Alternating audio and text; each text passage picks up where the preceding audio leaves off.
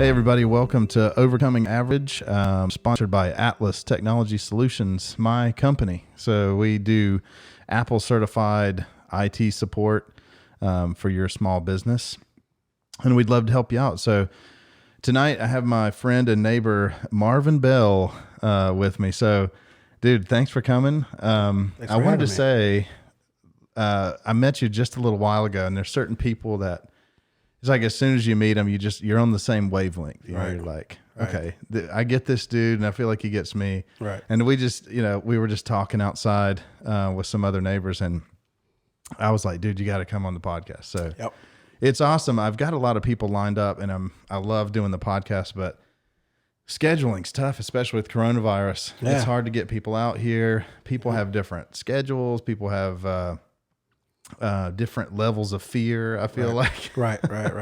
So thanks for making it so thanks for quick having me, and man. all this stuff. So yeah, I know you may have just checked out the podcast a little bit, but when I meet somebody for the first time on the podcast, I like to give them an opportunity. I've discovered that the average person has just an incredible story if you give them a couple of minutes. True. You just say, man, let me see who this person is and find out what they're about.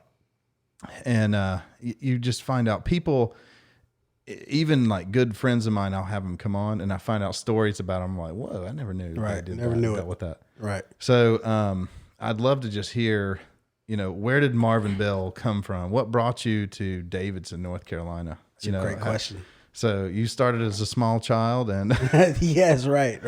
Started as a small child from my mother and father, born in Lexington, South Carolina. So you're a South Carolina man. Well, for about the first 2 years of life I was. Okay. And then ended up migrating down to, Lithonia, Georgia.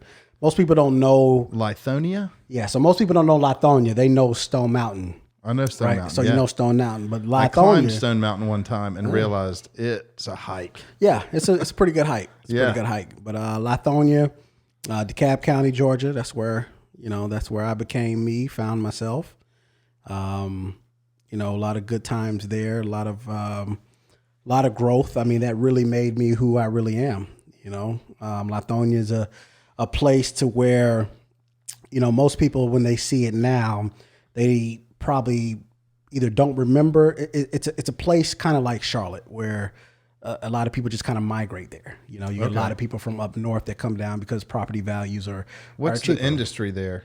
So Lithonia was a mining industry. Okay. The actual name Lithonia means granite or city of granite or something like that. Interesting. Right. But it's a mining town. Right. Well, it was. It was a mine. Yeah, it obviously, was. Yeah.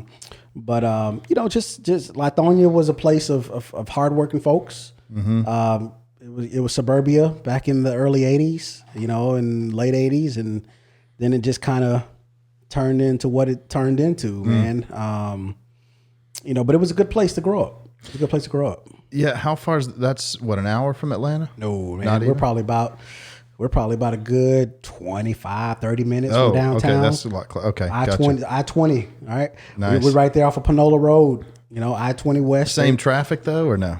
Well, it's different now. I mean, it's a lot more people, but same thing. Yeah. You just take I-20, head it on west, and you'll be downtown. Yeah. But, it's funny because most people from kind of the outskirts of the metropolitan Atlanta area, they rarely travel to center city Atlanta because there was so much to do elsewhere, Sure, yeah. But Atlanta's big too. It's just I remember the first time I really spent any time there, I was like, wow, it's like just expanse, It's got a good feel to it. Yeah. But I could see that, especially even in Charlotte, it's like we never go uptown for maybe for dinner once in a blue moon, but so what about that? You're talking about those life experiences. What was some of those things that molded you when you were a young man? Well, I mean, obviously we started at home, right? So my mom and dad were both born in 55. My dad was 13 when Dr. King was assassinated on his birthday, right? April 4th. Really? Yeah. And so I would say a lot of that foundation obviously started with home, with the mom and dad. My mom's, she's the number 13 kid out of 14. And it's crazy because my granddad, Punch is what we called him. We joke in the family, but we kind of say he's probably got about 30 kids. We got about 14 that, we know about. Yeah. But that nucleus at home, and he lived with us up until the time that he died. So I'm the only child, but I had a, 88-year-old grandfather as a sibling, so there were a lot of conversations and a lot of things. He was born in 1908, so as you can imagine, I think about it now as I got older, some of the conversations and the things I wish I would have asked him. But yeah, it shaped me to be in the person that I am because of just the people who were there. Yeah. I was fortunate enough to meet a lot of good people who had my best interest at heart, and that in itself pointed me into my direction. If you think about it, man, when we were growing up, we were all one or two decisions away from not being where we are right now. So when you brought it up earlier, how I got to Davidson, starting in a place like Lithonia, it's like, that process in itself was. One of the other episodes that we've done, a couple of guys and I, we've been doing this Jordan Peterson 12 Rules for Life book study. Right. And the last one we talked about, one of the rules is make friends with people who want the best for you. Yep. And, some of those family members, sometimes there's family members that don't really want the best for you, and right. Maybe not directly. Right. But that's so good, man. The people that are around you. I remember my grandfather, he must have been a little bit younger. He was born in 1916, I think. Okay. And he died at 100 years old. But I think about what a life, man. And the life that he lived, like he saw what he saw come and go. Right.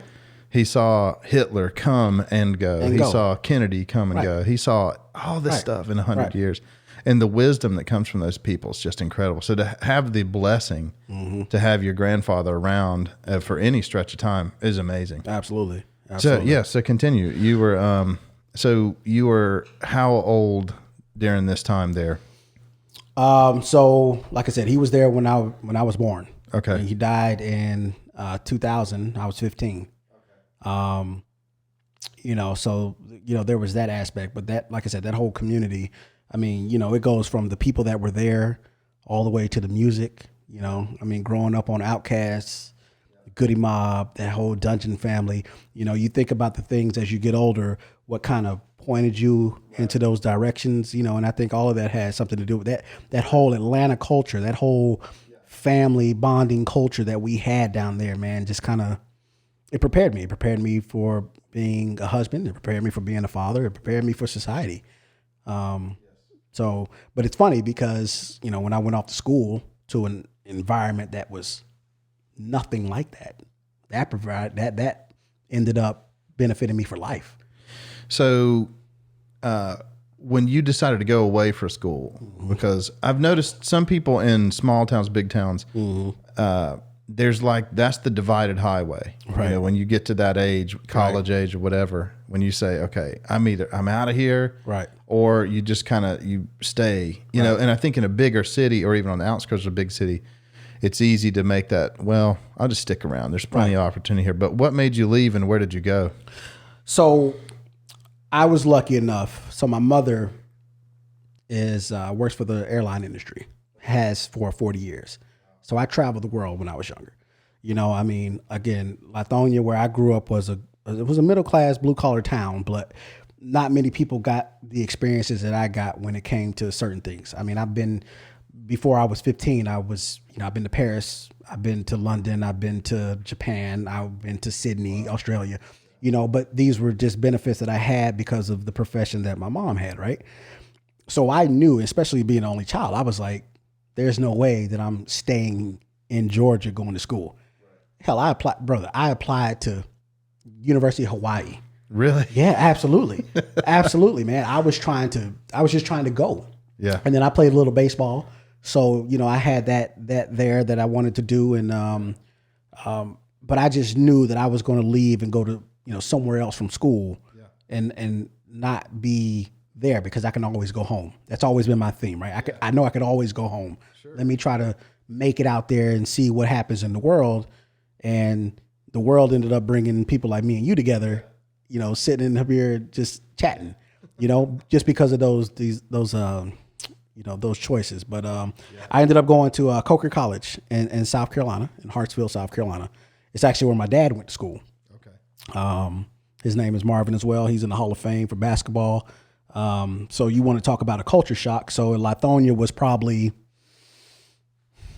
85% black, 90% black. Yeah. You know, I remember going to college and the trip there, I wake up, you know, from my slumber and I'm looking outside and I see this white stuff on the ground, but I know it's August and I'm like, what is that? And so my dad's like, that's cotton, bud. And I was like, all right, well, I'm a long way from Kansas. Wow. So here we go. And that's where I ended up, man. But it was the best decision I ever made. Wow. That's in Hartsville? It's in Hartsville. You might not know this about me, but I was a musician in my former life. And I remember when we played a really, it wasn't a big show, but we played, I think, either on that campus or near it. And there was a lot of people there. Really? Yeah, in Hartsville. I just remember the Hartsville. At the school? It ended up being at some church, but we were near around the campus. But anyway, I just remember. There.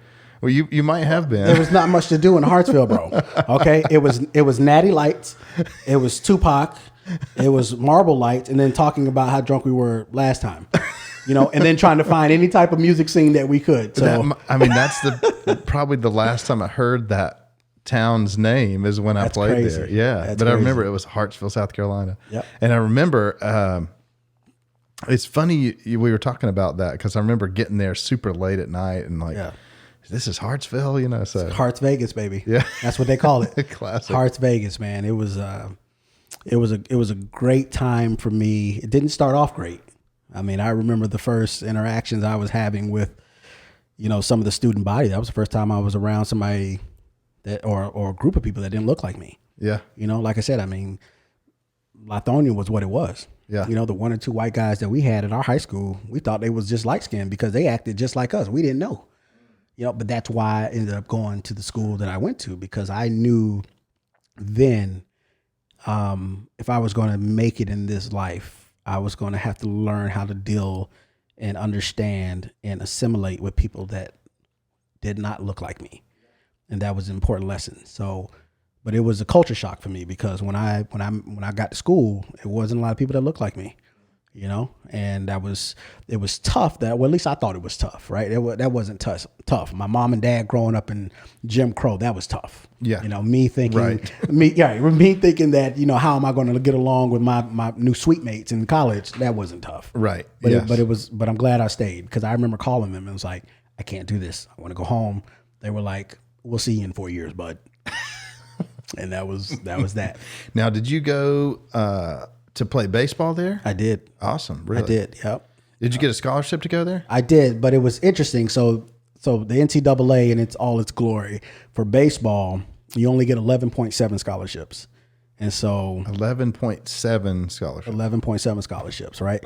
So meanwhile, Clemson is getting 80 for football, right? But it's really? So baseball is weird because especially Division II, which is what Coker was, 11.7, you can't cut people. So we got 40 guys on the team. Right. Well, I mean, I'm not a mathematician, but I know that 11.7 into 40 isn't going to be split a lot of ways. Right. So yeah, I got a scholarship, but you know, sure. Yeah. Sally Mae is still calling me every now and then. You know, that's what. Gotcha. So there's that. I see. Okay.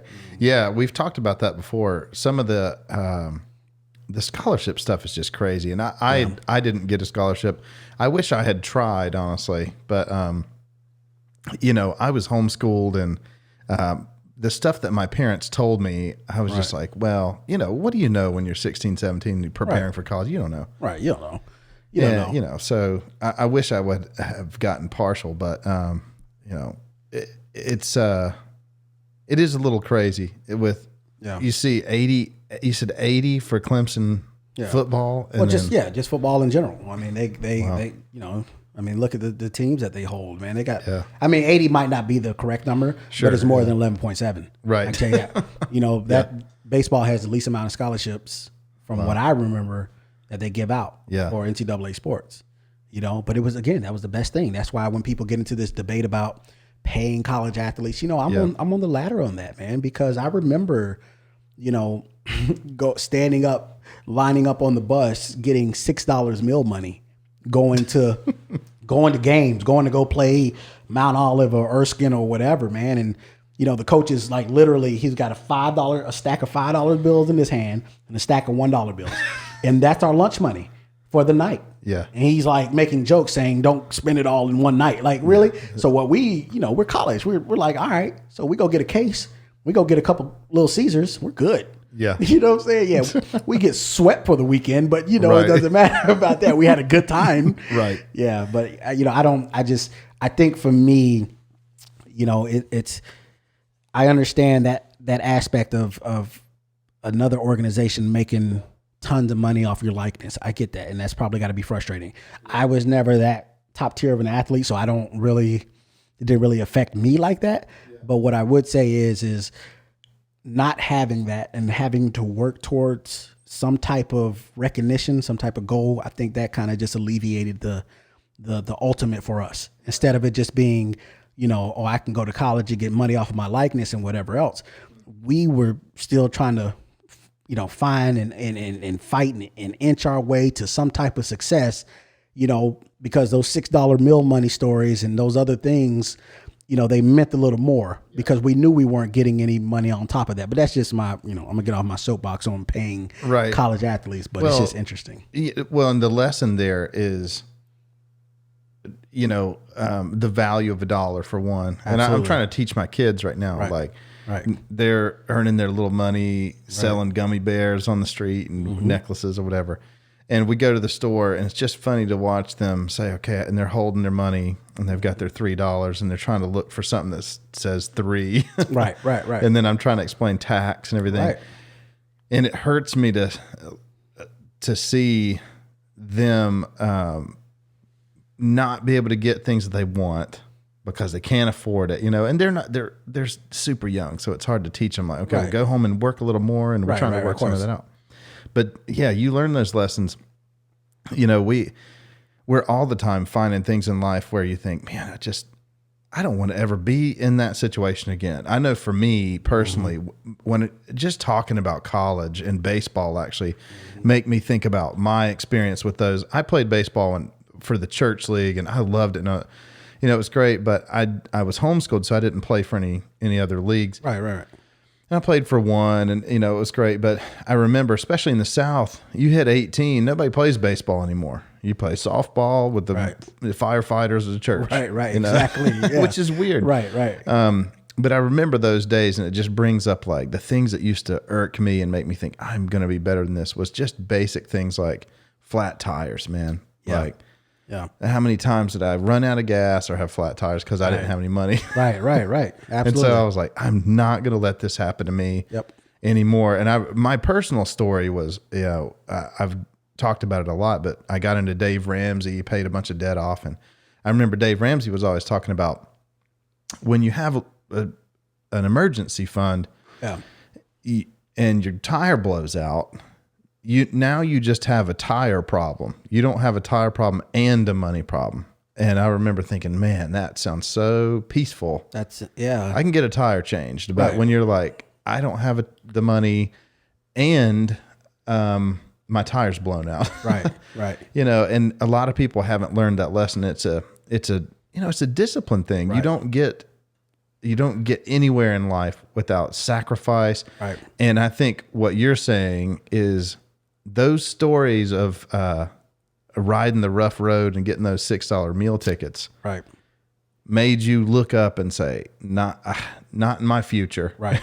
Exactly. Am I right with that? You're absolutely right. And then not only that is, when you mentioned earlier about, what you just said about, having just a tire problem and everything else like that, that's what paid dividends to how I ended up policing. Okay. But I mean, obviously we'll get into that in a minute, but you're right. I mean, you're talking about running into somebody and dealing with somebody at the worst time of their life, down on their luck, and how I then treated that person, meant everything. But that's, Well, it's, not to keep beating that dead horse, but I think it's an important one because money it's a real taboo thing. People don't like to talk about money. They don't like to talk about how much they make and all that. And I get that. There needs to be some privacy with that. But just the common thread that I see personally, I taught the Dave Ramsey course later when I got my act together, is just a lot of people are really struggling. Either they're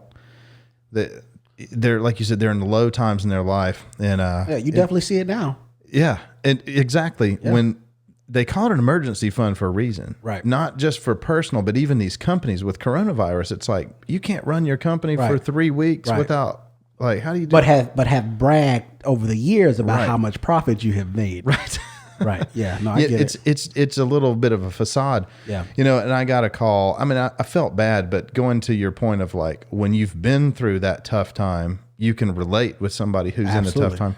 And I got a call the other day. Obviously, I run this Apple IT company, and some poor girl called me, and the number came up Chattanooga, Tennessee, and one of my new clients, the guy's from Chattanooga, Tennessee, and I thought maybe he's calling from another cell phone. So it was this girl. She was from Chattanooga. Somehow she found my company's number and thought I was Apple support. And she starts right into the... You are Apple support. I know. Well, I was like, I'm not Apple, but I can help you, but I'm not going to help you. Right. Especially with this question. She said, she just goes right into it. Hey, I signed up for Apple Music a long time ago. I canceled it a few months ago, but it keeps taking money out of my account, and it overdrafted my account, and I want my money back, and I want you to pay for the overdraft and stuff. And I'm thinking, what is this, $9 a month? Like, right. I just felt sad for this person. Right. And so, but you never know. Yeah. Oh, you never know. I mean, people walk around all day long. You never know. I mean, we're all one situation away from, having to go strip again. I mean, we are. We're all there. I mean, but people, again, I mean, you have to keep up with the Joneses, and you have to put up that facade because people don't like being that honest and that real, which is their own right and everything like that. But you're right. I mean, it took me a while to realize that too. Who can't afford something for $9 a month? Right. Well, people who don't have $9 a month, people who make $8 a month. Right. Yeah, that's true. Yeah. So tell me about, so you get out of college. Yep. What happened after that? So I get out of college, and so the profession in which I chose, I always knew I was going to do a couple things in life, and it really was just two. I was either going to be playing Major League Baseball, for the Braves, or I was going to be in some sort of law enforcement. Well, God forbid I didn't end up being 6'5", which I still think I'm gonna hit my second growth spurt maybe at 40, but and I can't throw 95. Yeah. So law enforcement. What position did you play, by the way? I was in outfield, center field. Okay. Yeah, center field. Gotcha. And so I couldn't hit for a lot of power. I could run a little bit. I can go catch a ball, but baby, reality was like, brother, you're never going, so you need to figure it out. But I still held on to that dream a little bit. Played 4 years, did all that. So the natural transition for me, because when I went to school, when I played baseball, I was the only black on my team. Right. So again, culture shock, right? Yeah. Right. But then here are those roads. Where do I go from this experience? And I remember, playing with buddies, and I told y'all this outside when we were hanging out. I remember playing with buddies that had Confederate flag tattoos and all of that stuff, man. And we all looking at each other like, what is going on? Right. And then obviously I'm in the minority, but God bless Coach Schmatzer, man. That man put me in a situation to where he broke down all barriers from any type of constraints that would have been here of uncomfortableness, because he ran us and worked us like a dog, because that's one way that you can put away all your biases, is being this close to death. Suffer together. Yeah, exactly. You suffer together. And that's what we did, right? So we suffered together. So my thought process was like, okay, so I made it 4 years out of school. I started off as a freshman with guys that I thought that I would never befriend. By the time that we're graduating and doing these things, I'm best men in their weddings. I'm godfathers. I'm this to their kids. And these are my people. These are my brothers, man. So I'm like, well, what's the only other place that you could do that at? Either in the military or you could do it in law enforcement. So law enforcement for me was a natural thing. And so I applied to 3 agencies when I got out of school. I applied to There was a particular agency down here in North Carolina. There was 2 in DC federally. So I was like, man, whoever want me, call me back. The agency down here in North Carolina called me back first. And speaking of, so let me back up a little bit. So that's where I met my wife in college. Okay. She was a senior. I was a freshman. Right. So I like to think that I had something to, like, my game and my charisma had something to do with it. I'm sure it did. I think she just kind of felt bad for me. And then I paid a lot of classmates and stuff to say good things about me. You know, I would, like, you know, buy them lunch or whatever, just to be like, hey man, pump me up to be whatever. But when it came down to it, I was hiding behind a tree, not wanting to talk to her. But that's a whole nother story. Yeah.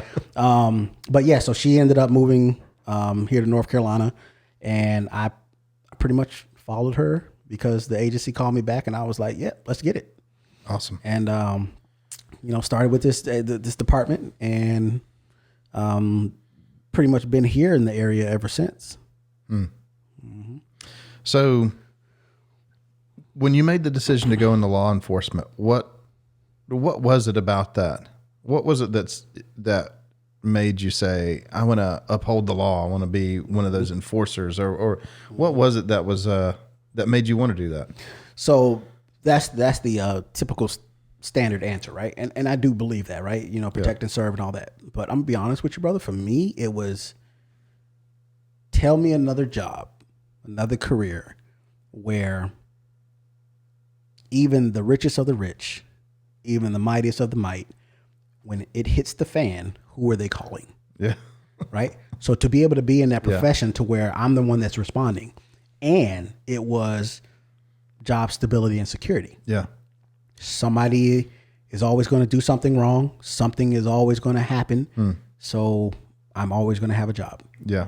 You know, I even look at it now. I mean, it even bodes more so now. Look at it. I mean, you know, those are essential personnel, you know, but that's really what it was. Yes. The protecting and the serving and all that, that was naturally there. But then it was the other part of it. Like I looked at it from a longevity standpoint, and it was like, all right, I'll always have a career. Yeah.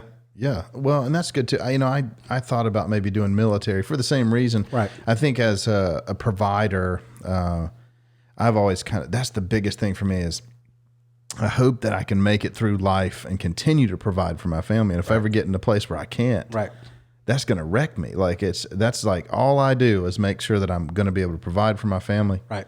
And so, yeah, sometimes any job that you know is going to be there is a wise choice. Right. So, so you joined the police force. Yep. Definitely some stuff happened that molded you there. What happened during those years? Well, you know, there was there were more good than bad. You know, the good things that molded me, I think, obviously, were the people that I was around early on. You know, I was around some OG veterans, man. I was around some cats early on in my career, man, that were policing late 80s, early 90s when it was real. You know, it wasn't no cameras. It wasn't no none of that. They had to rely on being able to build rapport and being able to stand out on their own when backup was so far away, right? When you really had to actually get to know people, you know, in the community that you were working. So, you know, being able to be under that type of tutelage early, I think shaped me. You know, one of the things that I learned early on from a guy, you know, he's retired now, but I never forgot this lesson. He was like, you know, there's worse things than dying in this profession. I was like, what are you talking about, man? Dying, you know, what could be worse than that? And he's like, yeah, dying would suck. You know, getting killed out here on the job would suck. You know, you signed up for it. It would suck. He's like, but how you treat people out here in this world, and whether that be good or bad, if it's bad, and then that person ends up hurting another officer because of how they remember their experience with you, is worse than dying. Brother, when he said that, at first it didn't, you know, I was 22 years old, man. You know what I'm saying? I was full of, you know, I thought I was going to be being Superman and Batman and everything like that. I was fresh out. I was ready to rock. Yeah. And over time, I just heard that. Worse things than dying. How I treated somebody out here in society could determine whether or not that relationship or that rapport that they build with that next officer for whatever they have to deal with them for would determine how that interaction goes, or could determine that. And how could I live with myself if I knew that I treated somebody like absolute dirt because I felt like I had the authority to do so. And then the next time the officer who could be the greatest person in the world, that person then remembers their interaction with me and then decides to do something to this officer because they remember me. Yeah, that's worse than dying. Wow.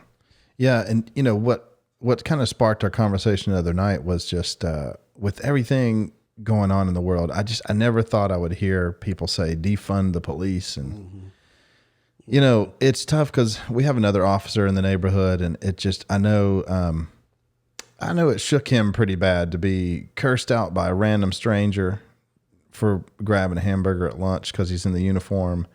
And it just, the conversation we were having the other night just went back to personal responsibility. The individual, like, of course there's going to be bad cops. There's going to be bad surgeons. There's going to be bad, you know, hamburger flippers. They're going to be bad people. Right. But to judge people as a group like that is just, in my opinion, it's dangerous. But that's what we do though. Yeah. That's what we do, Chad. That's what we do as a society, man. We group people. You know, because it's easier to group people. It's hard to single out and individualize that this person is like this, but this person isn't. Right. You know, I think I was lucky enough to be able to have an upbringing to where it was stressed on me that, you know, individualizing people is important. Yes. Because everybody is not the same. I think that was stressed on me, you know, very early on.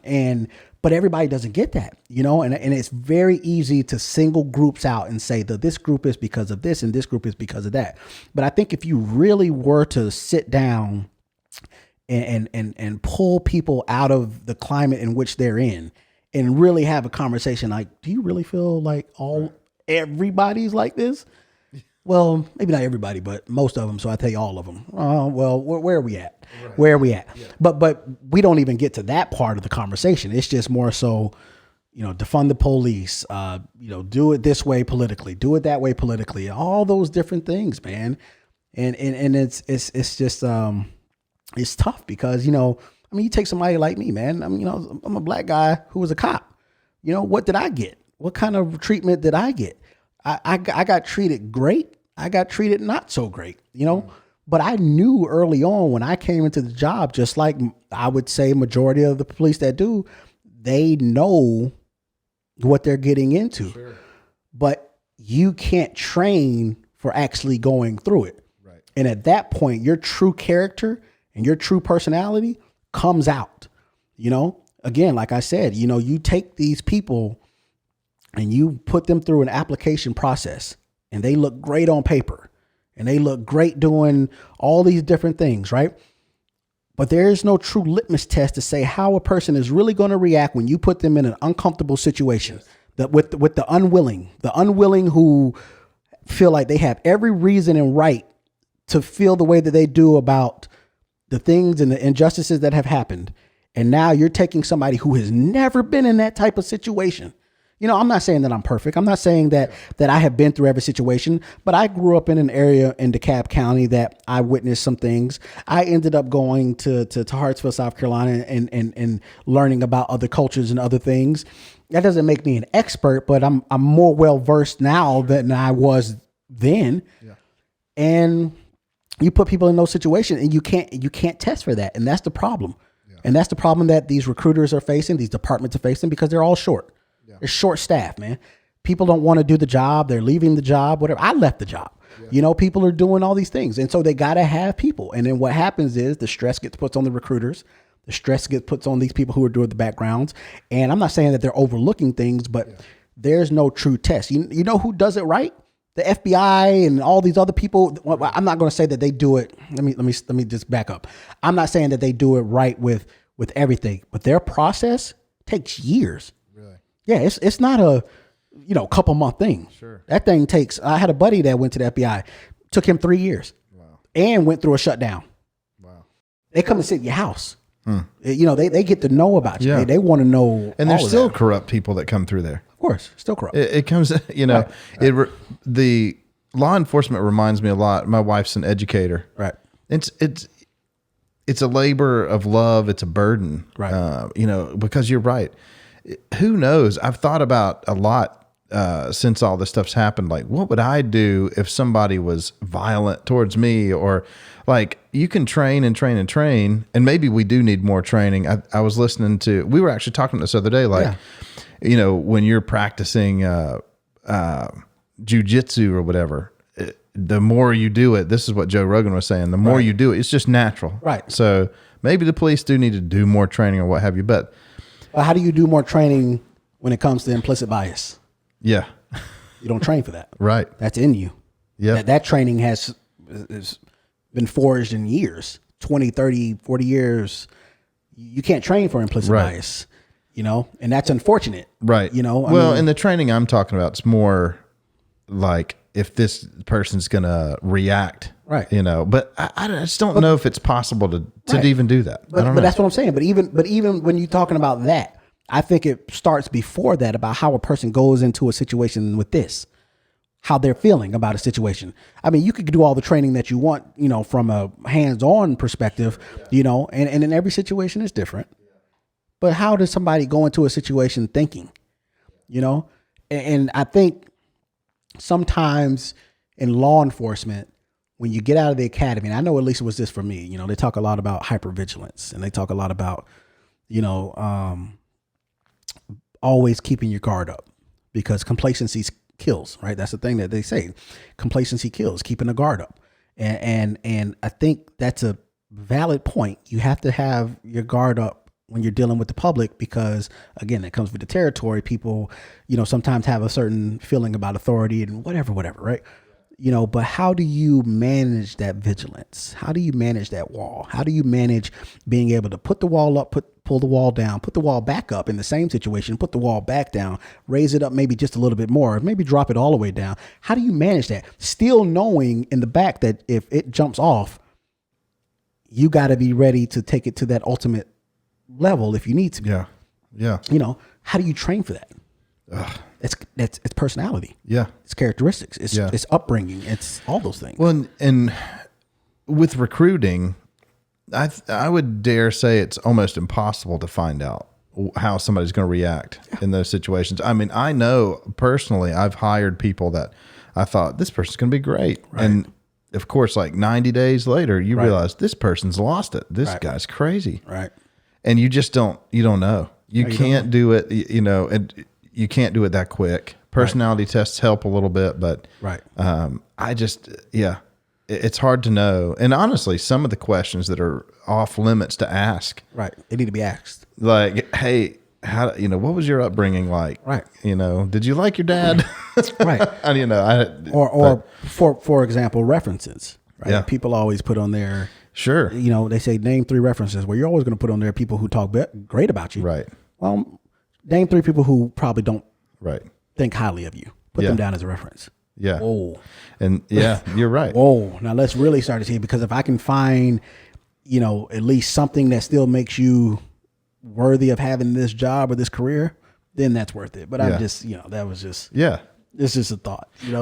And at the end of the day, I'm just thankful for anybody who has taken up that guard and has chosen to do that. Just like with my wife. I mean, she could do something else. She could make more money. She's super smart. She could do anything. But she does it. She teaches because she loves the kids. Right. And she loves writing and she loves reading and she wants to teach that. So, it's passion for her. Right. And so I respect people that go into law enforcement, to the military. I'm thankful for you and for all those people, especially good people that there's going to be those bad eggs. Right. And I know that society looks now, especially like in these weeks, where everybody's looking at the police and looking at all these people. Right. And, all the police are bullies and stuff. And, there's going to be some of those people. Right. You're probably average person that goes into that profession. It's not going to be you're probably going to lean towards the personality types that are okay carrying guns and okay having conflict if necessarily. I don't know, maybe, but again. But then it's one of those things, Chad. It's like, you know, law enforcement officers have responsibilities as well. You know, it's like, you know, that oath that they upheld and that they swore to, you know, it's very important that, you know, they follow through on the things that they say and not, you know, in law enforcement, man, just look at it from a patrol officer standpoint. Patrol officer is answering 911 calls for service each and every day, right? Back to back to back. We're answering service, 911 call service. I'm answering the service call. I'm doing a report. I'm clearing it out. However, I got to clear it out and do whatever. You know, over time, people become calloused in law enforcement. They become hardened. And I got to this place. You know, you don't look at people as people anymore. They're numbers. They're numbers. You know, they're report numbers. Or they're victim 1 and suspect 2 or whatever. You know? And so what happens with that is, I mean, it's just like anything else. You know, if you don't put that much value into who people are, you start to treat those things differently, you know, and that's a problem. And that's a problem sometimes in law enforcement that, you know, we've all been accustomed to. Like me, I'm in the civilian world now, right? And I would hope that if I ever had an interaction with a law enforcement officer, I hope that person is well versed enough in life in general to be able to deal with me. I mean, I'm lucky. I'm not even gonna say I'm lucky. Because my interactions growing up with law enforcement, I didn't really have negative interactions, but I was more afraid of a consequence from my mom and dad. You know, I had a cop that lived in the cul-de-sac, and you know, I wanted to be like him because he was cool. He was a detective. He had all the girls. I was like, I want to be that guy. You know, but I also knew that, you know, if I had done something, then that was my butt. You know, it was right. So I had that discipline enough to know not to really deal with that aspect. But yeah, well, and that goes back to another thing we talked about the other night is just the family structure is so important. It is, because at that young age, it doesn't matter who it is. If you're afraid of mom or dad or whoever, right. Like, oh, I'm gonna get a consequence. The consequence is a big word. It's an important word. Absolutely. If you don't get a consequence for doing wrong, then you just do more wrong. Right. Yeah. And I feel like looking back through society with things like high divorce rates and you know, fatherless homes, you name all that stuff, that's just the breakdown of the family. Yes.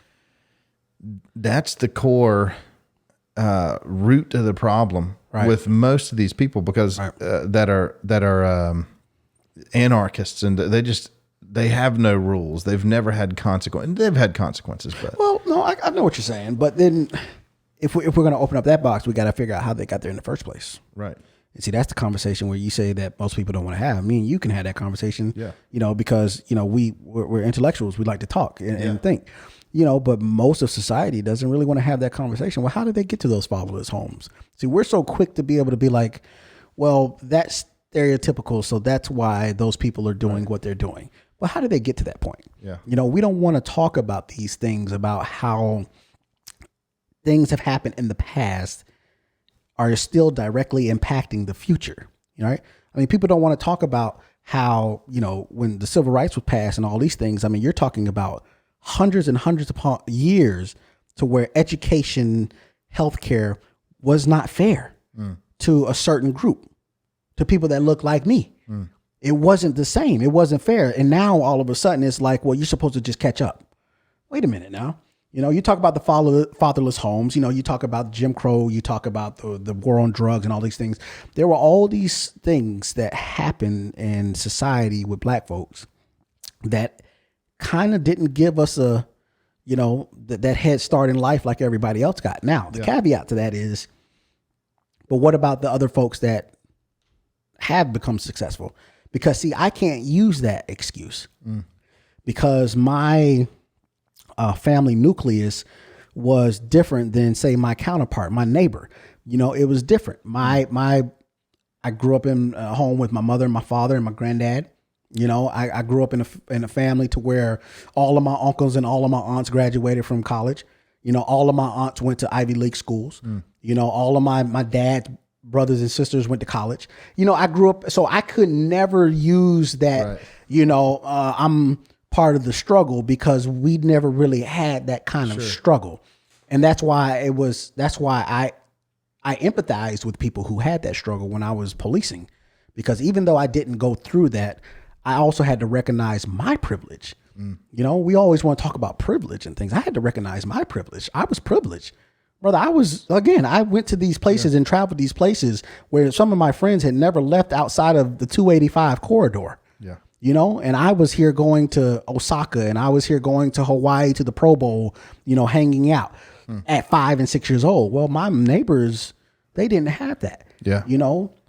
Well, you know, everything, we were talking about law enforcement, people getting jobs. Yeah. On paper, without seeing anybody or knowing their struggles, it all boils down to some people have advantages and some people have disadvantages. Correct. And you could look at any particular person and list both.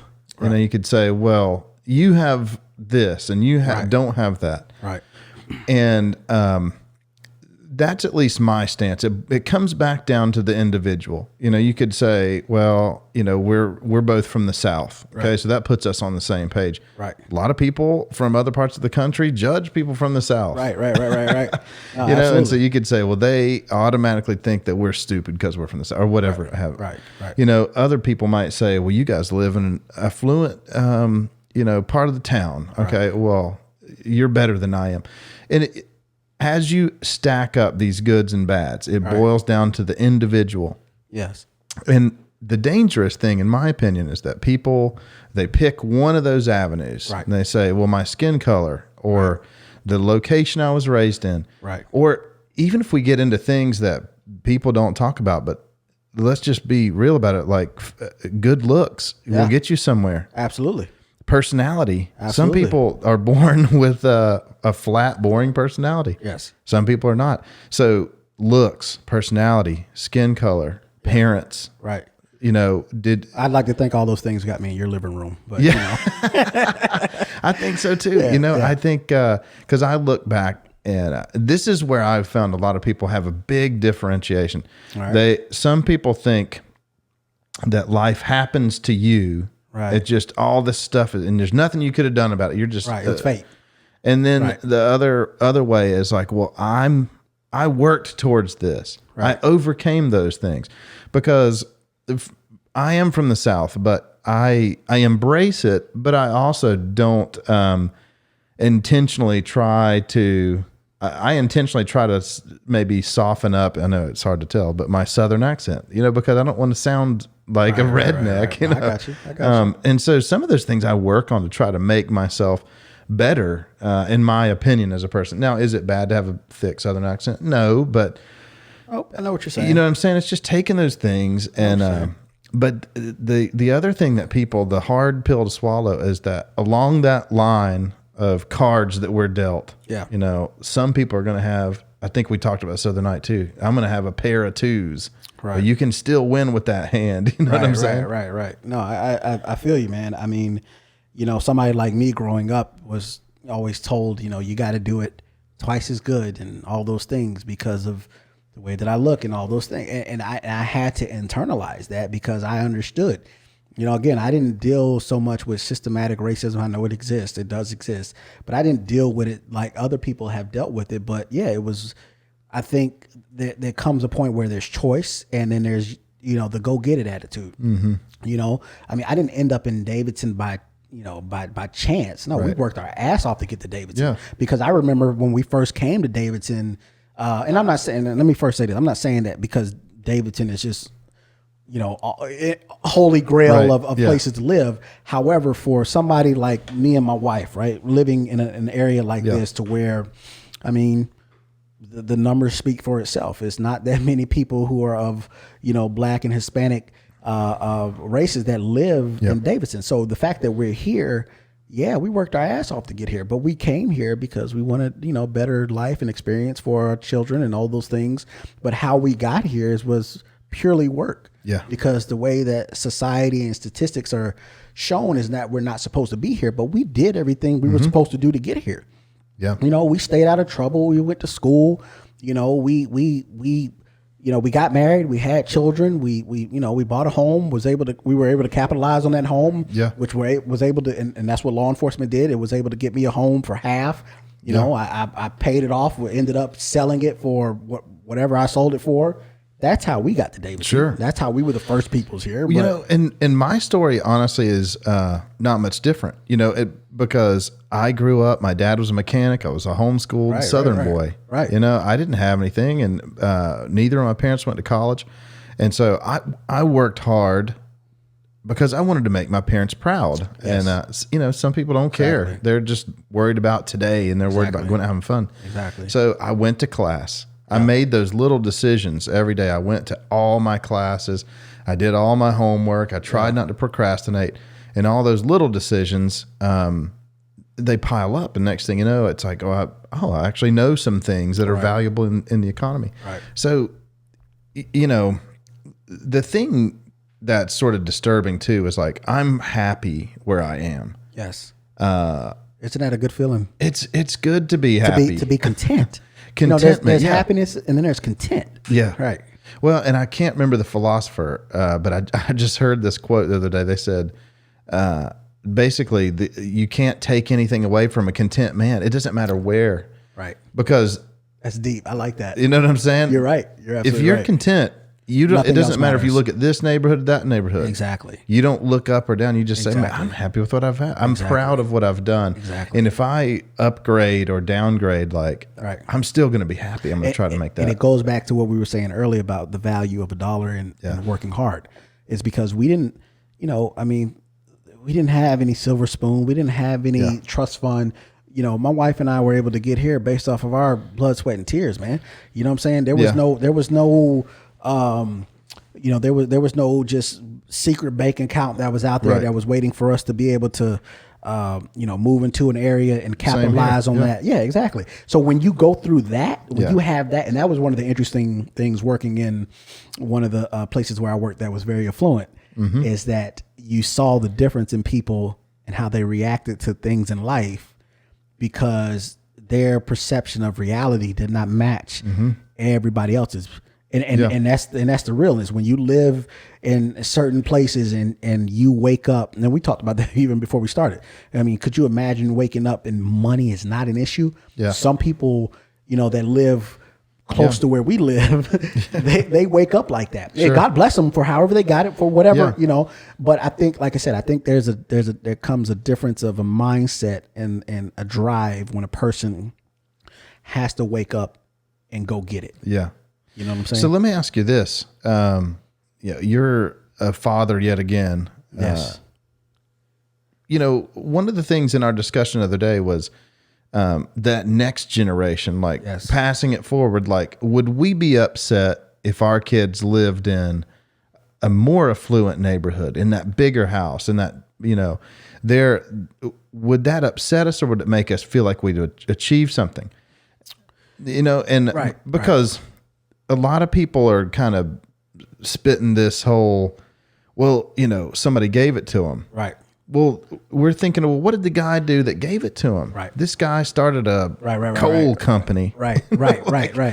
And made a good decision. And I think we were joking the other day too about I was talking to this guy who was sort of hating on people that were, in his words, he was saying they were capitalizing on the coronavirus. Like, oh, these people, they're going out and taking advantage of coronavirus, whatever.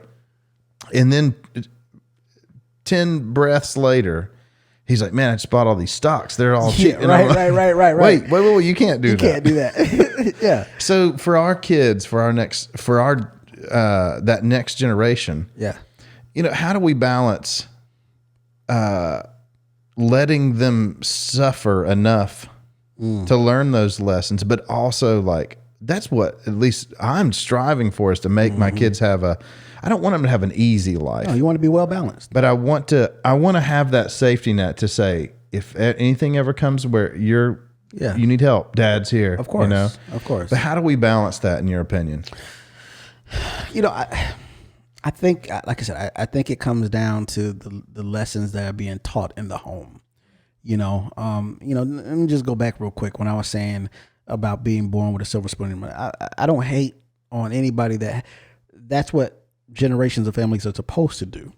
You know, it's just not something that have happened, you know, with me. Like I said, I never wanted for anything growing up.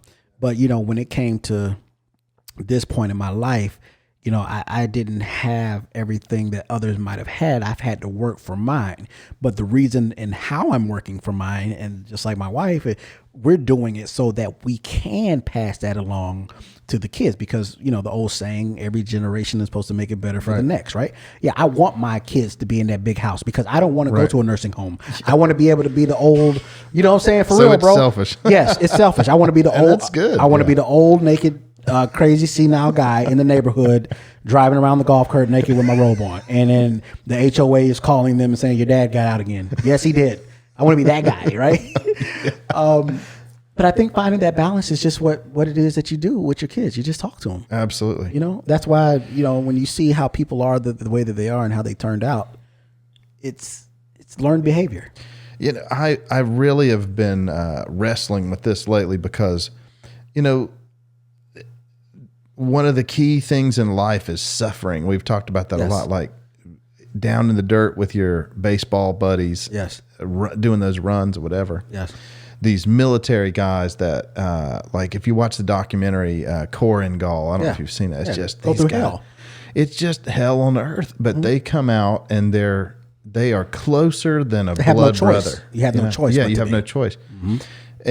But even there's more to it where it's like, how do you balance that? Because you don't want to necessarily live there, right? Because that stinks, right? And you don't want to go searching for that either. You don't want to search it. Right, and you know, going back to that Jordan Peterson book we're talking about, he continually talks about choosing it. You know, and a lot of his book points back to the Bible. It talks about like taking up your cross, like you choose to pick it up, right? And you know, you choose to take on some burdens that you know are going to be hard, right? And I think for me, it's trying to find out how to get my kids, no matter how much money they have or how much, you know, affluence or whatever, it's that they choose to do things that are difficult and come out on the other side of them. Not that they would need to go through tough times. You know, God forbid, you know, Kim and I die or something, they suffer with something like that. I got you. But just those choices of like, I'm going to go, like your story, I'm going to go to a place where I don't fit in, and I'm going to try hard. I'm going to get to know this culture and these people. Yeah. I'm going to get down in the dirt. I'm going to work. I'm going to grow a business. I'm going to finish school. I'm going to practice. I'm going to whatever. All right. It's not that I want them to suffer, but I want them to choose that burden. And I think you're right. Those are those home decisions that we teach them, and we have the opportunity to say, this is a good choice. We use the words a lot with our kids. Make a good choice. Make a good choice, right. And I just hope that passes on. That's probably my biggest hope in life is that they... The same thing that our parents were doing for us, and we just thought it was just, you know, just gaslighting. It was the same thing. Yeah. It's the same exact thing that we're doing. You're right. You know, and it's funny you say that, because earlier when I talked about my parents, they did tell me, you should get an internship. Right. You should save some of your money. Right. They told me those things. And sometimes I think, I wish they would have pushed me a little bit harder. I wish they would have said, no, you're not going to you need to save your money. But if they had, the lesson might not have been learned. Exactly. Like I needed to spend all my money and suffer a little bit to learn, but to know that they were always the voice of, and I can think back as an adult now and think they did tell me that stuff. Yes. Right. So you know, I hope to continue to pass that on to my kids, and you will. And you will. And you know, you're a dad of girls, and you're a girl dad, you know, and I'm a girl dad. You know, my little one just turned 11, man. I was 24 when I had her, man. Oh, man. You know, and it's like, I'm hard on her. I mean, I'm not going to lie. I'm hard on her. I'm tough. I give her tough love. And here's why. It's because I'm a feminist. I believe in feminism, and I believe in the social and economical and the equality of women, because you know, not only was I around strong women, you know, from my mother to my wife and all those things, right? Like we are. But when you have a daughter, man, you're like, you know, at least from my perspective, I'm like, listen, you can run this world. I mean, if you think about it, I mean, women have been at the forefront of every major decision in our in our history, right? You know, either something was either done for a woman or was done with a woman in mind. You're right. Right? I mean, if you really look at it, right? So, I mean, take it all the way back to Adam and Eve. Yeah.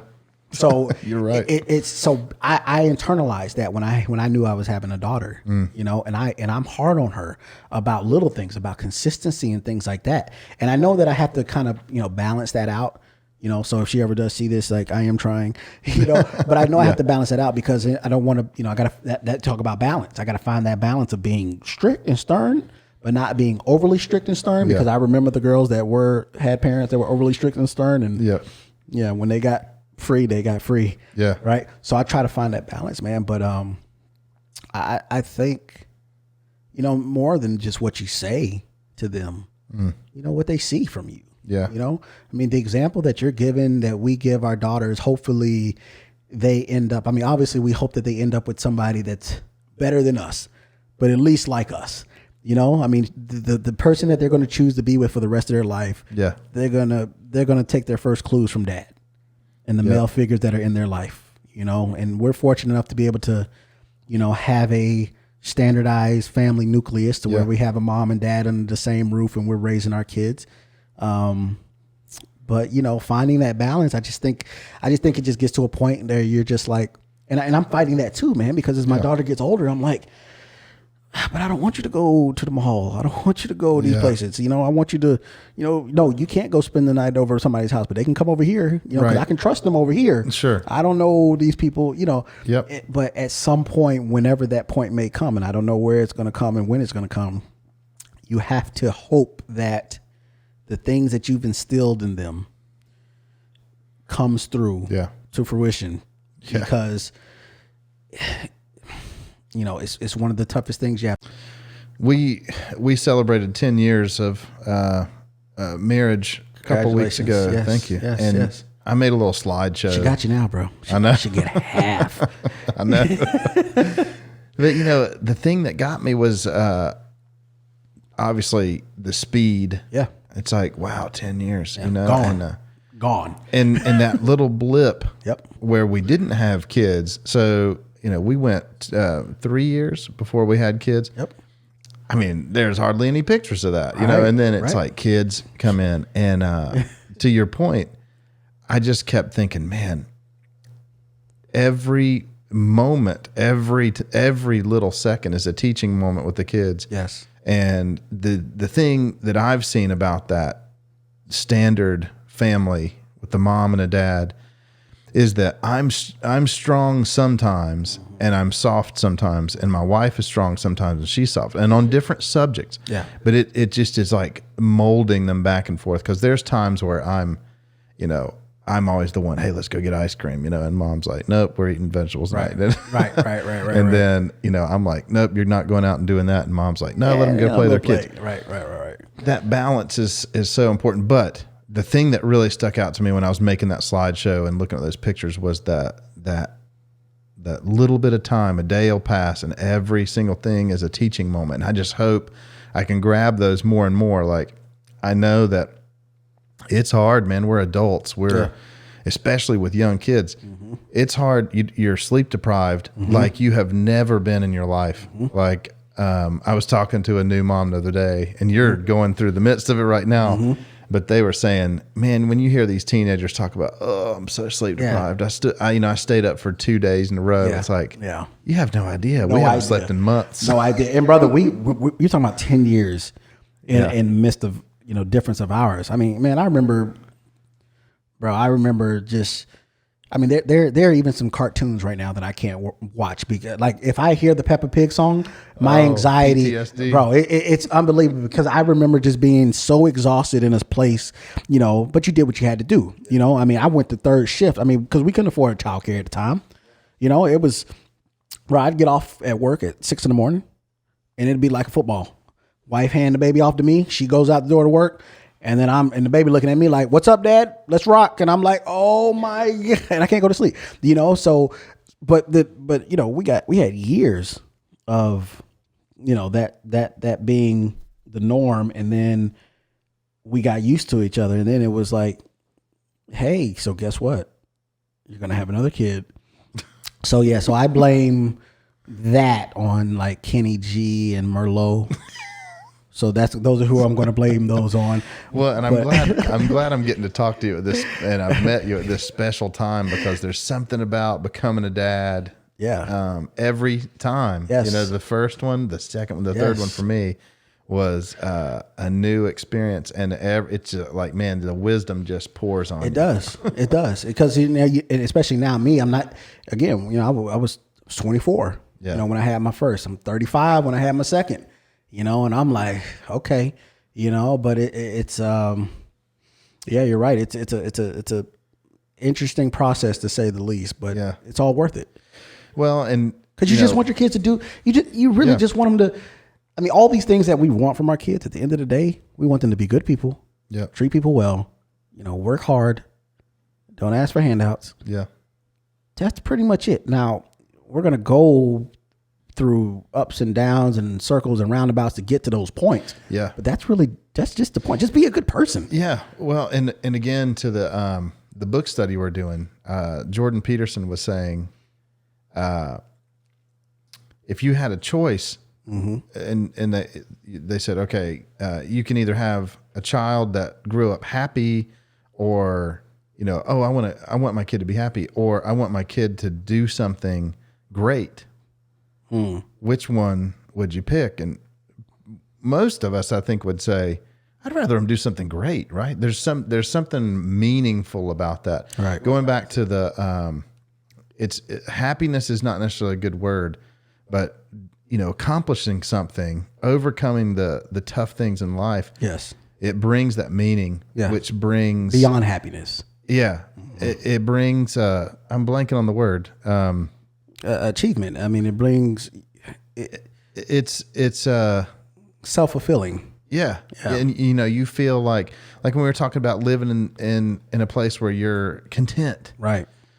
That's the word, is I'm content. Like, I did something. I feel right. I can pat myself on the back. Right. Nobody else can do that for me. Right. I know I accomplished something. And so for my kids, I want them to be moral. I want them to be just. I want them to be kind. I want them to be good citizens. Yeah. I want them to just be good people. Yeah. But I want them to be content. Right. And happy, of course. I want them to be happy. Right. But I want them to do great things. I want them to feel meaning in their life. Like you have in yours. Yes. And like how I have in mine. Even more, though. Right, of course, even more. This is just the baseline. Right. We hope that it goes beyond that. I want my children to be able to have this. Yeah. What this is that we have, which is two individuals from different ends of the spectrum, but not so much. Yeah. And we meet in such a random occurrence. Yeah. And now it's like, okay, so we've known each other pretty much our whole life. Yeah. You know what I'm saying? Like if we were growing up, we would have been best buds. Right.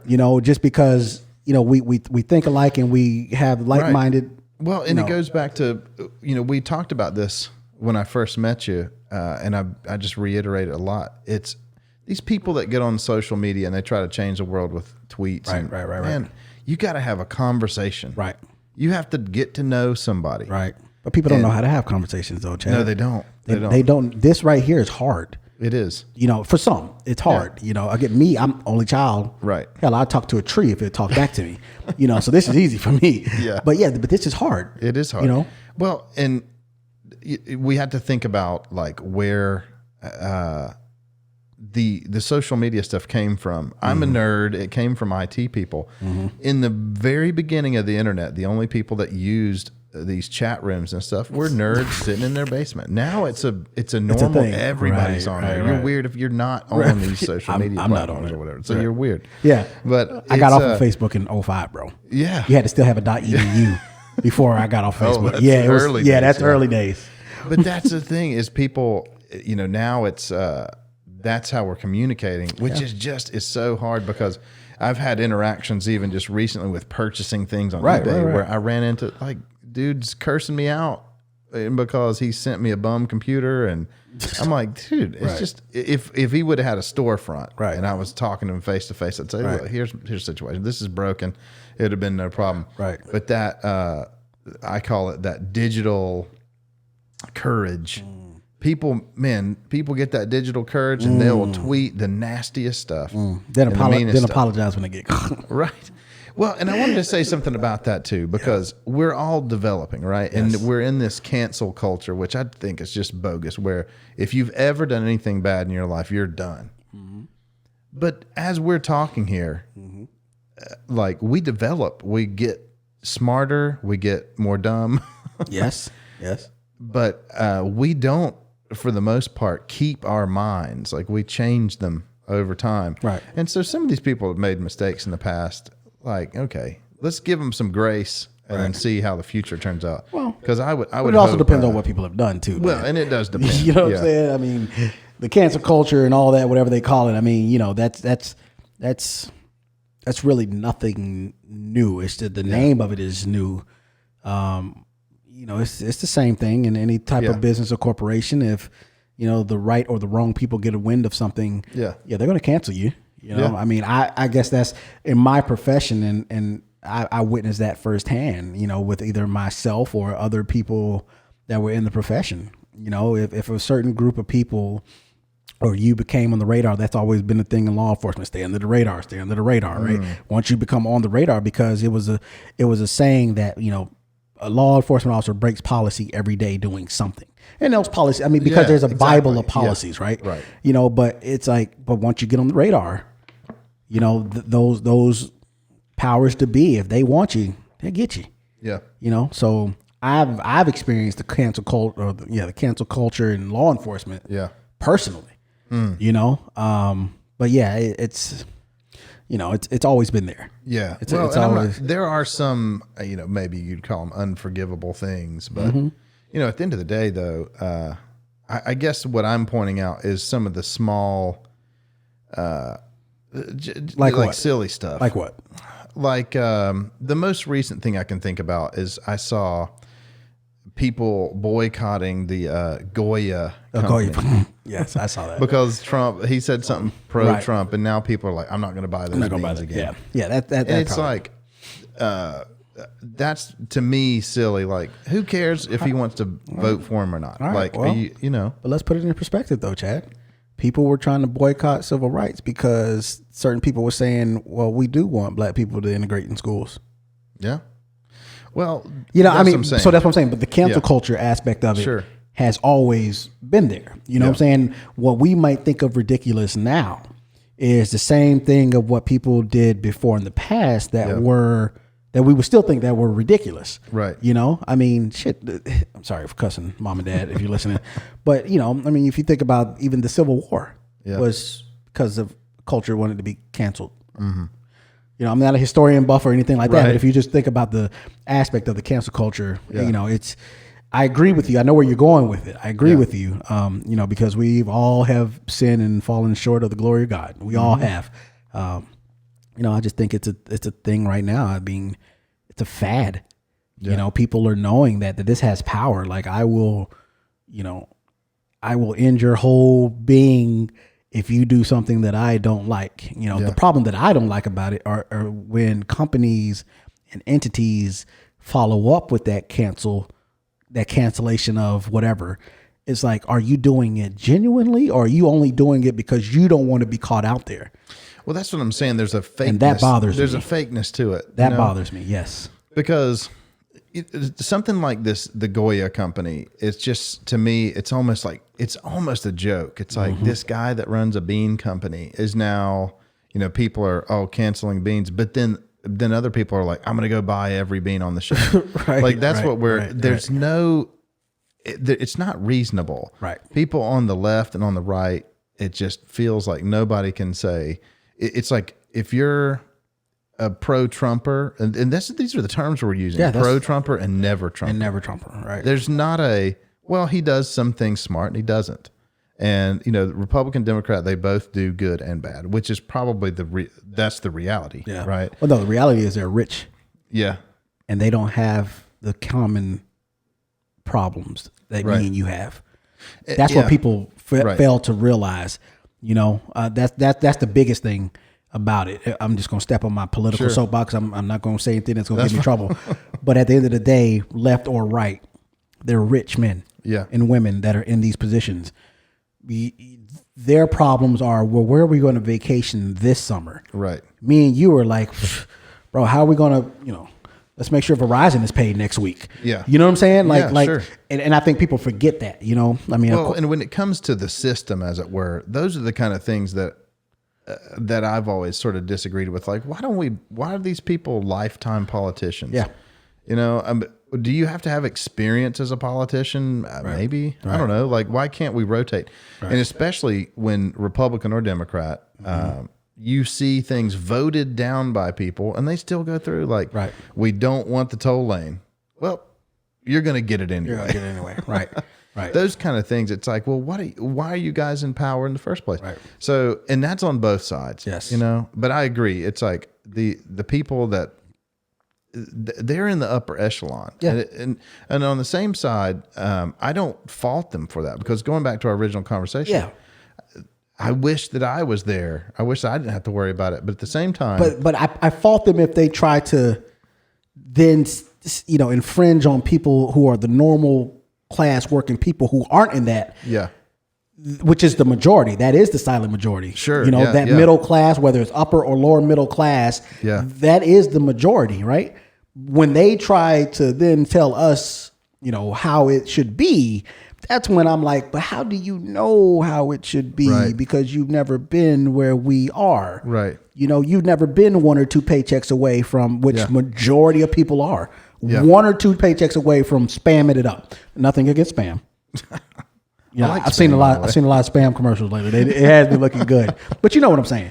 Totally. We're not too far away. So how can somebody say, "I will represent you," even though I can't relate to you? Sure. Yeah.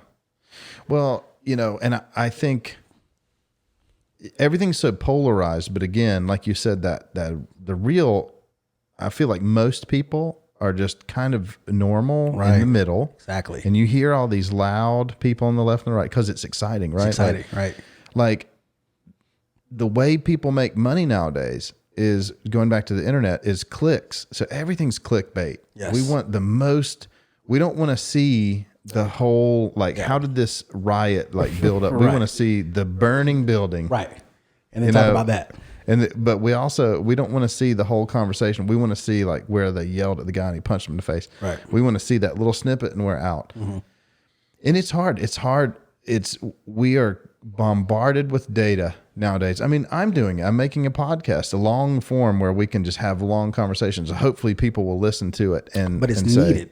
Yeah. Well, they need those conversations because it's just, the intellectually lazy thing to do is just flip through, scroll at the highlights. Yes. You're not seeing the big picture. Yes. You haven't formulated your own thoughts. Yes. Because it's a balance, and I don't think it's possible to find a balance where you can sit. It's almost like the pitch of a roof, and you're a raindrop. Right. You're gonna slide. Yep. It's hard to hit the middle. Right. Because if you agree with somebody, you tend to lean that way. Yeah. I like sometimes to talk to people that I don't fully agree with, but I am trying to see their perspective. Yes. And then it either helps me to help them, or it helps me solidify more what I think. Or what you think? Isn't that life? Yeah. That's life. It should be. It should be. It should be. But and going back to the cancel culture stuff, that's the problem I have with it, is where we just cut it off. I don't agree with that person, so I'm going to unfollow them. I'm going to delete what they have to say, and I'm not going to listen to anything they have to say anymore. Well, it's not very smart to do that, really. Right. You got to listen to people. There are some people that get on the fringes, and you got to just say, all right, that's just poison. You know? So, I got you. Yeah, it makes sense. So it's, and I think about it for me, I do the podcast, and I'm never really afraid I'm going to say something, because I try to be truthful and honest with what I say.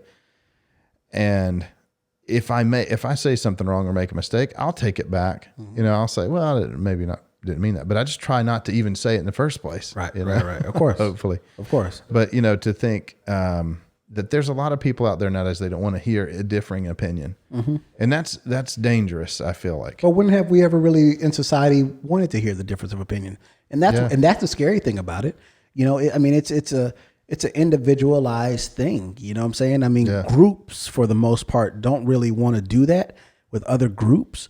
You know, so that's where it comes down, in my opinion, to individual people and everything like that. I mean, look at when we had when we first met, right? You know, I get a text from one of our neighbors saying, "Hey, we're gonna, you know, there's a guy I know named Dr. Bourbon that's coming, and we're gonna smoke some cigars, and we're gonna do these types of things." Okay, I'm down. Yeah, you know, being there in that moment for me solidified success for me, because it meant that, you know, I was in an environment to where I thought that I'd never really imagined that I'd be there. I mean, I knew I'd be somewhere, but I didn't know what that would feel like being there, and was able to have dialogue with people who weren't like me.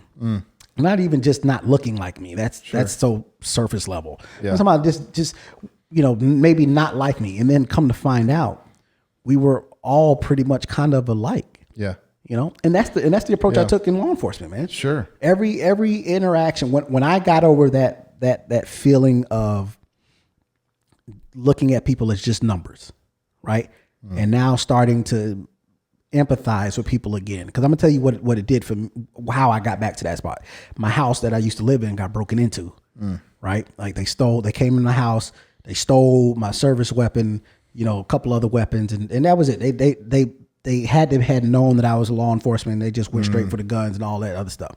But I felt so victimized, man. And all I wanted, even as a law enforcement officer, all I wanted was for that officer to come in there and just make me feel a little bit better for whatever they were going to try to do to whatever it is that they were going to do. Yeah. And so that I was like, there it is. So now, instead of when I am on my 6th call today of somebody who had their house broken into, I'm no longer just looking at them as just a number. Now I'm empathizing with them. Yeah. You know what I'm saying? And so important. It's so important. It was everything. Yeah. It was one of the reasons why I've only had to use force once in my career. I've had to use force once in my career, man. I pulled my gun several times. Thank God I've never had to shoot. Yeah.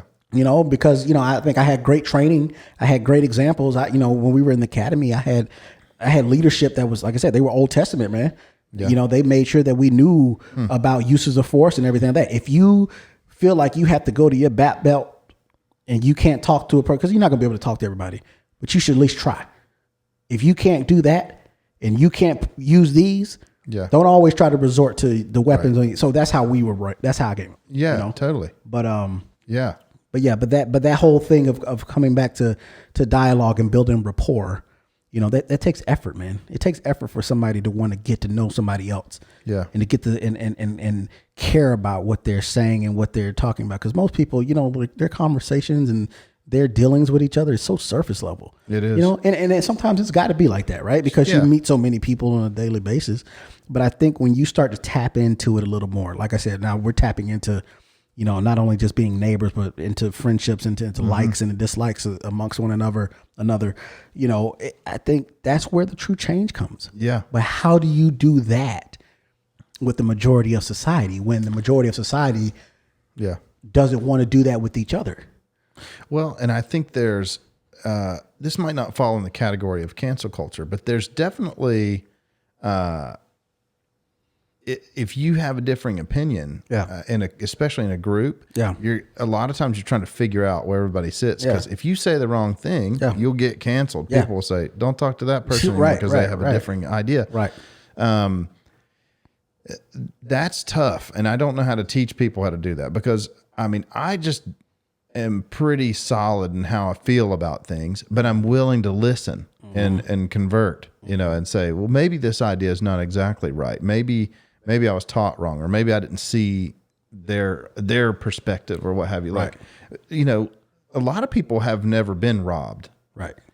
But like you said, that, the empathy, sympathy and empathy are slightly different, but very different. Yes. And just a key factor is experience. Absolutely. You've been through that. So absolutely. Yeah, I remember our office got robbed, and man, it's just something about Right. it. You feel violated. You feel violated. And you can look and say, well, it sucks for them. They got their house broken into. But man, when your stuff's been rummaged through, Right. it's that empathy. So I think people lack the empathy in the conversation and sympathy to say, maybe they were raised different. Maybe they had a tough week last week. Like the guy with the whole computer I was telling you about that kind of hooked me on the computer. Yeah.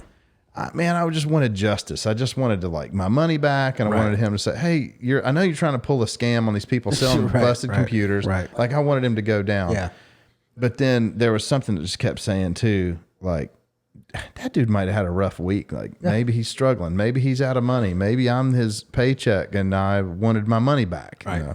And so I still want justice. But that, that energy that it takes to even think like that. Yeah. You know what I'm saying? Like, most people won't do that. Right. Because it takes, just a little bit more energy to think about people like that. And most folks in society, we are the way that we are because people won't do that. Sure. They won't keep that in mind. They'll be like, well, maybe this person is having the worst day of their life right now. And you just happen to be in the way. Right. You know what I'm saying? Yeah. But we don't think like that. And, I think for me, what bothered me about that one particular situation was the lack of justice. Like what ended up happening, and I might make a video about this one day and talk about buyer beware, because it wasn't a great experience to buy a computer from eBay. So just, duly noted. I almost thought about saying my friend did it because it wasn't right. But, at the end of the day, eBay decided to give me a courtesy refund, which means they paid me, not him. So he took me for a ride. He made like about $1,000 by sending me a bum computer. It was a scam. And and I was thinking, for the justice of everybody he's selling these things to, I want, he needs to not be selling busted computers. He could have stolen them from a school and he's fixing them up and trying to ship them off. And, right. If my wife or anybody that doesn't know computers as well would have bought it, they would have gotten scammed. Right. So at the end of the day, I wanted justice, but I opted on the side of, I'm just going to let it go because I got my money back and I'm going to back off. So where do we draw that line? And I'll tell you this other story. And as a law enforcement officer, I'm curious to hear your opinion on this. So one of the other guys who's a neighbor of ours, one day you'll meet him. He had a situation with a guy out in L.A., and they just started talking trash to each other. And he's like, man, forget you. I'm out of here. He turns away to leave, and the dude comes up and clocks him in the jaw, breaks his jaw. And it's a funny story how that he told me about that. It was like he was on a date dribbling a little bit, and the girl didn't tell him he was dribbling because he had just broken his jaw. It's messed up. Well, anyway, with the justice part, like when he finally went to court for this thing, here's the dude, and the judge said, hey, you're going to want to let this one go. This dude's got a rap sheet a mile long. Yeah. I can go put him in jail for a little while. He's going to get out. He's going to come after you and slash your Jeep tires. He's going to, right. What do you think about that? I mean, what should we do with people like that as a law enforcement officer? Like does that guy need to be on the streets? What do we need with that guy? That's a good question, man. I mean, I guess the other question would be when was the ball dropped? This person, the recidivism of him being in jail and going through that cycle. Right. Where does, okay, so I'll take that story and then I'll put one next to that one. Imagine being the officer who arrested this guy for punching some innocent guy in the face, taking him to jail, doing a report, charging him with the right charges, going to court to then hear the judge say the same thing to him. Yeah. So, where is the disconnect? Right. Where is the problem? Well, and that's why I wanted to ask you, because it just feels like injustice. It's like justice wasn't served. That dude should serve. But what's the proper punishment? Like, should he just be in jail forever? Right. But I see where you're going with it too, is like, why is he in the circumstance in the first place? Well, we know it's parenting. It's way, way back Sorry. And, right. you know, his mom, his dad decided to do whatever. And maybe his dad's there. Maybe who knows? Statistically, he probably had a rough childhood because they say the probability of being not in poverty is like 97% if you go to school, get a job, and get married before you have kids. If you do those three things, you're like 97% not going to be in poverty. Well, there's still those people that make those choices. In any one of those three, it falls apart. You don't go to school.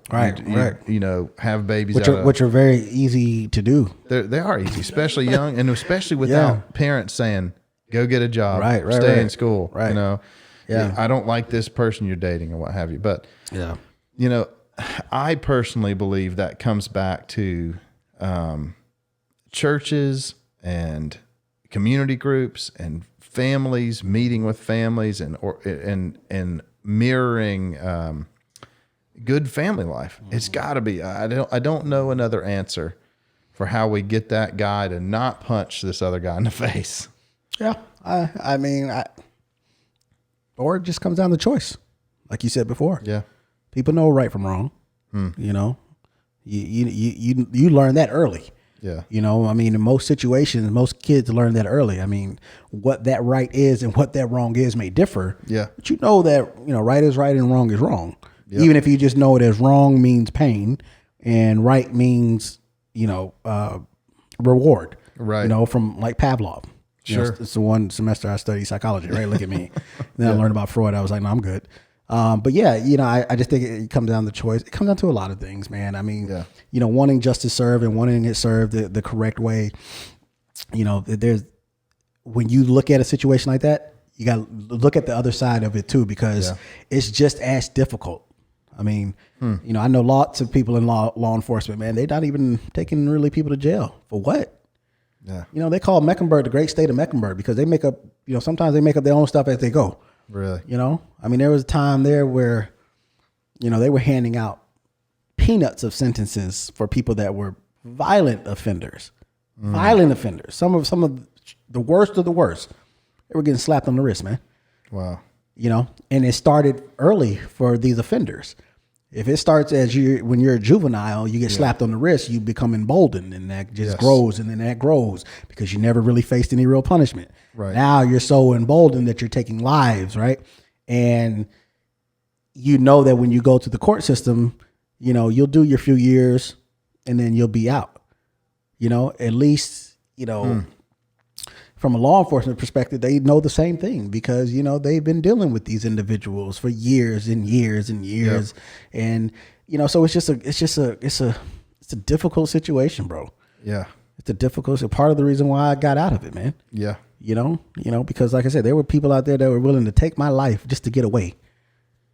Take my life just to get away. Yeah. And it didn't become worth it for me anymore. I mean, God bless the people that are still doing it, you know, fighting the good fight. You know, God bless the people that are standing up for the ones that are out there that shouldn't have the job, you know, and calling them out, you know, but for me and my family, it just didn't become worth it. Yeah. I got tired of taking people to jail that looked like me. Yeah. You know, in a system and perpetuating them in a system that really wasn't doing anything to stop the problem. Yeah. You know, I've arrested people with drugs and all those things and don't really feel like I put a dent in anything. I got buddies who were undercover, you know, and they would do these buys and all these other different things that they would do, buying drugs off the street for years and years. And I asked them, I said, do you think that you made a difference? And not at all. Really? You know, but you don't do it for that, right? You don't come into it doing it for that. But I think as you grow older in the profession, you start to realize the inherent risks that come with it, and you weigh it against the life that you have now. Yes. Yeah. So when you know, Officer Shelton in Morrisville, when he passed, you know, that hurt, man. That hurt me. That was, you know, I always compare it to, you know, that scene in Top Gun at the beginning where he just kind of loses it and he turns his wings in. And he's like, I lost the edge. You know, I lost the edge with him, man. When I saw his procession, I lost that. I was like, cause I'm looking at my wife and my kid and I'm like, is this worth it to me anymore? And it wasn't worth me dying, you know? But then I also realized that there were other things that I could do to still kind of help. Yeah. So when I went into corporate security and everything like that and private security, I was like, I can help now. Instead of me, taking people to jail and taking people's freedom that happen to look like me or whatever, I can employ people now. Yeah. I can put money in their pocket. I could be a direct asset for them to get paid, pay their bills, and do those things, which would have more of a lasting effect on their family and their generations of family. Even though I know I'm not paying them a lot or I'm doing the best that I can, at least now I will have a better and a bigger impact on people's lives than I could ever have had as a cop. Yeah, that's so big. Because going back to the social media, this is really where we make change, Yes. is having those conversations and hiring those people and showing them, hey, this is what I struggled with. Right. I mean, I can't say, I've never been a police officer, but it's like in those moments, like you said earlier, when they're at their worst, you're not going to get through to them. Maybe. I'm sure there are some people that but it's still up to that officer to try. Yeah, sure. Them not trying is never an excuse. And, Right. and that's what I was talking about earlier about being calloused over, becoming so hardened that you're forgetting that people are actual people. You're taking these people that are from, these particular neighborhoods, and then you're putting them in other particular neighborhoods, and then you expect them to be perfect. No, it's not going to be like that. There has to be work. The old school guys that I knew that had the respect in the neighborhood. Yeah. That was because they had built that. They had forged that relationship over years and years of being there. You don't find that a lot now. Yeah. It's just not what it is. But it is the officer's responsibility, just like it is the individual responsibility that they're dealing with. It is also the officer's responsibility. And I feel personally, it's more the officer's responsibility than that individual, because again, that individual, because even though an officer might be going through the same thing, having the worst day possible, Sure. that badge and that oath that you took, again, it goes back to there are worse things than dying on the job. Wow. It is how you treat this person and how they remember you the next time they ever have to deal with an officer, because that's how the true change happens, Chad.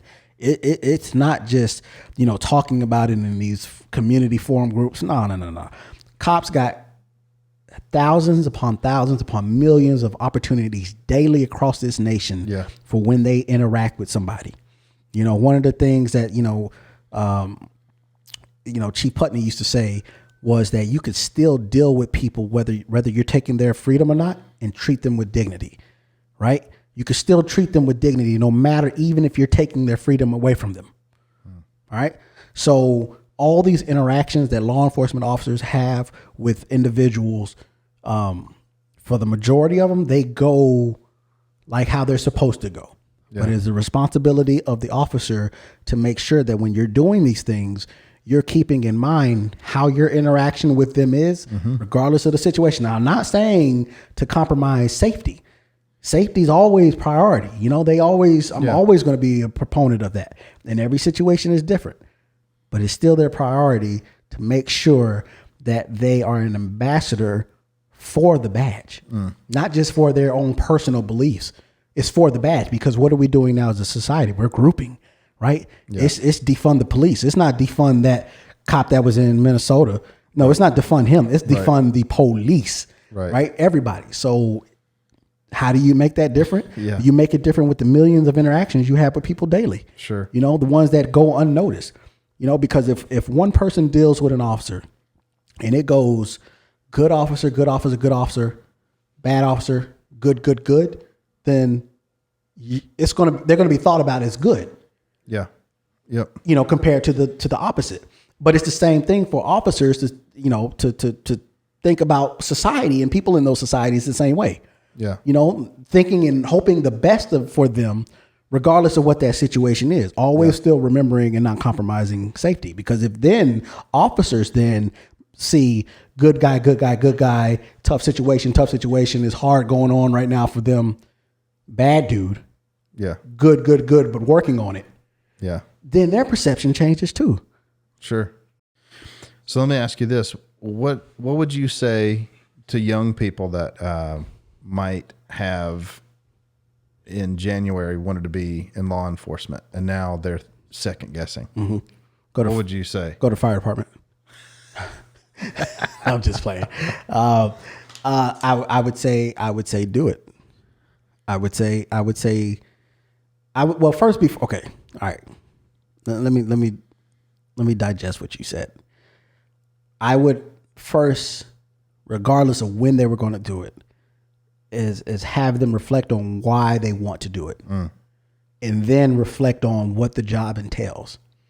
It is a thankless, sometimes unsupported career that will bring you some of the best and worst times of your life. And if you are willing to die for that, maybe one day, possibly, maybe never, then okay. Yeah, all right then. We'll see what you're about. But I would say more so than that one person that wants to go into law enforcement, I would ask, what are you doing to go out there and bridge that gap? Oh. The most influential law enforcement officers out there today are these school resource officers. These folks that are in there every day with them kids. Yeah. Because them kids are seeing officers in a different light. Yes. They're seeing them in a whole nother light, and they're probably saying it. Oh, screw the police, yada, yada, yada. But not officer such and such at my school though, but everybody else, no, screw them. Yep. I would say that, more than the person individually that wants to go out there and be an officer, I would say, what are these departments doing to go out there and making sure that they're bringing in the right people? But yeah, if you want to go and do it, absolutely go and do it. But I think that departments, they need to be more transparent as to what the job is. Because if we're looking to see based on the job on what we see in the media, then we're not getting the true example of what the job is. You're getting one portion of what the job is. You're not getting the whole truth of what the job is. 70% of law enforcement officers are divorced. There's a reason for that. Really? They don't talk about that in the academy. Wow. They told us maybe one time. I heard that maybe one or two times, heard it, but I saw it every day. Wow. Those are real things, stats that people don't talk about. But it's also the most rewarding where you can go and you can save that baby or deliver that baby on the side of the road or pull your partner to safety after he got shot like I did. And then, have such a euphoric feeling that you did the right thing. Even when you took the person into custody, you did the right thing. Yeah. And you did it ethically. That goes a long way. But that one person that wants to do it, I would say, why do you want to be the cop? And that should be the question why people are asking. Yeah. Why do you want to do this job? And that should be with anything. Anything. Yeah. But especially, why do you want to do this job where you could take somebody's life? Right. Where there's a little bit more responsibility that comes in what you do. Why do you really want to do this job? Because if you just want to do it for the badge and the gun and to get the half off at some of these restaurants, because we appreciate the people that did do that for us, but that's not what it's for. Yeah, those are the perks of being on the job. But why do you really want to do it? And do you really want to do it for 30 years? That's a lifetime sentence. Yeah, when they're giving out prison sentences, they give 25 to life. Well, it's 30 till you get a full retirement, and at least in some places. Man. Yeah. So what's next for Marvin Bell? What you got? Just taking care of the baby? Any other big plans? So I'm in school. I'm working on this degree, my second master's. Thinking about probably going and trying to work on my doctorate next year. It's Dr. Bell. I love it. Well, it's how I can avoid paying student loans. I mean, sorry, Novat and Sally Mae, if you're watching, but you stay in school and you just kick the loans down the road. Yeah. But I think once I finish school, I don't know. That's a good question, Chad. I think sometimes when I always answer that question, I just kind of gloss over it and say, this is what I just talk about what I got going on. Yeah. But I don't really know. I don't think I've ever really known exactly what it is I really want to do. I like people being able to. I like being able to lead. I like being able to encourage, folks like that.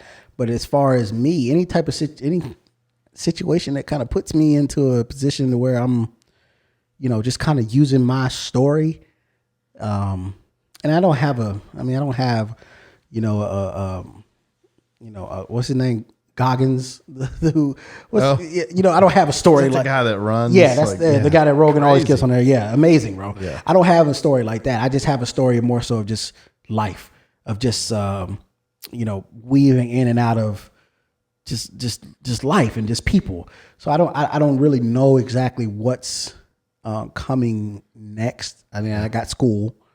I got this new baby that I'm dealing with. That's enough. Yeah, that's enough. Yeah.